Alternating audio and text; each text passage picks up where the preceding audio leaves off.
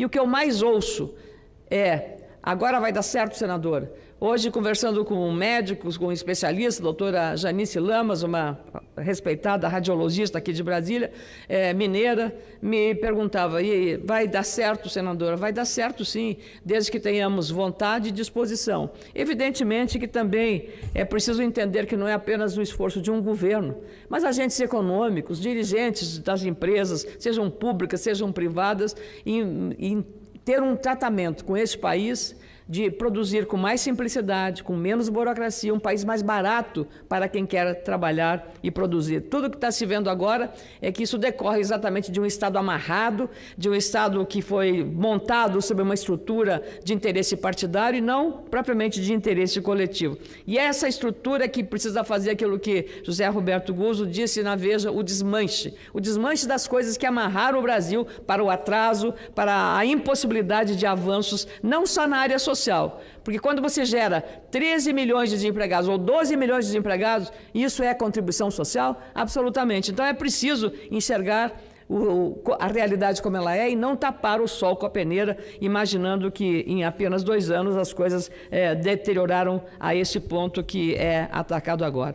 E eu queria só, para concluir, dizer, meus caros colegas senadores, a Câmara dos Deputados derrubou um dispositivo que daria uma moralidade na composição das diretorias das empresas estatais, a que não tivessem parentes de primeiro, segundo e terceiro graus, até terceiro graus, na composição das estatais. E que as indicações nessas empresas estatais, Petrobras, Banco do Brasil, Caixa Econômica Federal e tantas outras, fosse composta por pessoas técnicas, com habilidade, com competência técnica, e não estar ali a serviço de um partido. O que aconteceu com os fundos de pensão é a prova mais clara do que aconteceu com esse desmonte, com essa situação grave, que agora os membros dessas empresas estatais, os funcionários dessas empresas estatais que tinham fundos de pensão, agora estão pagando mais e tendo que ficar mais tempo para não ter um prejuízo aumentado, dado o desmonte que foi feito e o prejuízo que elas tiveram,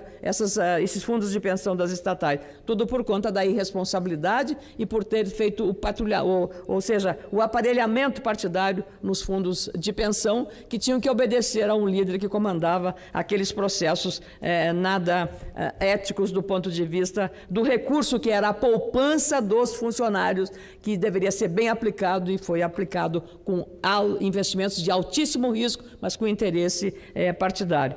E nessa medida eu queria dizer também aqui que há uma narrativa sempre destruidora. Toda vez que se tenta introduzir o Brasil na era da modernidade, aqui a narrativa, querem criminalizar o trabalhador, querem prejudicar o trabalhador, querem criminalizar movimentos sociais. Essa é um mantra, repete-se isso. Queria dizer que o Brasil está correndo sério risco de ser varrido, de ser corrido, de ser saído ou suspenso dos grupos internacionais e aí retirando a capacidade do país para acesso a financiamentos internacionais. E essa situação é muito séria e o Brasil corre o risco de, em fevereiro, ser o primeiro país a ser suspenso do Grupo de Ação Financeira Internacional e sofrer outras punições caso o Congresso não aprove ainda este ano um projeto de lei 10.438 de 2018 que alinha a legislação, nós não estamos inventando uma lei nova. Ele está alinhando, é uma exigência internacional dos foros internacionais, alinha a legislação brasileira de combate ao terrorismo e à lavagem de dinheiro. São as recomendações. E sabe quem recomenda isso? Sabe quem? A Organização das Nações Unidas, a ONU.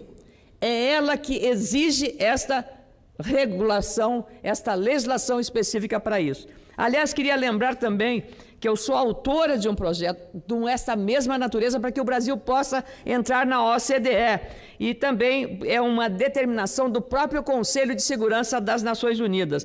E, nesse caso, as estratégias de combate à corrupção e à lavagem de dinheiro precisam ser alinhadas também da mesma forma com o que determina a OCDE ou também as questões relacionadas à questão do combate ao terrorismo e ao contrabando.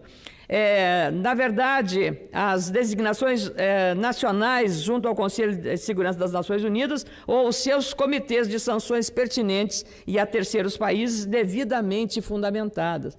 E mais, todo o regramento e o que está na Constituição do Brasil precisa ser observado, eu diria religiosamente, pela nova legislação que é alinhada com o que quer as Nações Unidas e a OCDE. Senão o Brasil fica fora disso, fica fora do acesso a isso. Portanto, não há nada que tenha nessa legislação, nada, nenhuma linha que diga respeito a movimentos sociais. Não tem nada disso. Trata-se simplesmente de o Brasil cumprir com uma determinação que impõe às Nações Unidas para participar desse grupo na área da questão da suspensão do Grupo Internacional de Ação Financeira Internacional por conta da ausência de uma lei regulatória, séria, soberana, que respeite os dispositivos constitucionais brasileiros em relação aos direitos individuais, aos direitos coletivos, como está previsto na Constituição brasileira. Nada vai alterar o que está o termo constitucional. Portanto, nenhum risco de qualquer lesão aos chamados movimentos sociais. Nada. E não adianta a oposição vir querer, porque se ela não votar isso, depois amanhã vai ser responsabilizada pela omissão e pela responsabilidade, caso o Brasil venha ser expulso, ou suspenso, melhor dizendo, suspenso deste Grupo de Ação Financeira Internacional, que é uma exigência da ONU. O jornal Valor Econômico, aliás, apurou que o tema é alvo de grande preocupação na área econômica, em especial do Banco Central do Brasil, já que o sucessor, Roberto Campos Neto, tem alertado para isso. O temor é sobre os possíveis desdobramentos econômicos negativos da retirada do Brasil deste grupo por conta da ausência dessa lei. A leitura é que há risco nada desprezível da saída de capitais, olha só, saída de capitais e restrição ao ingresso de novos investimentos. Claro, não teremos segurança jurídica, não teremos uma lei que a ONU nos assegura, que é a questão exatamente relacionada a terrorismo e a lavagem de dinheiro.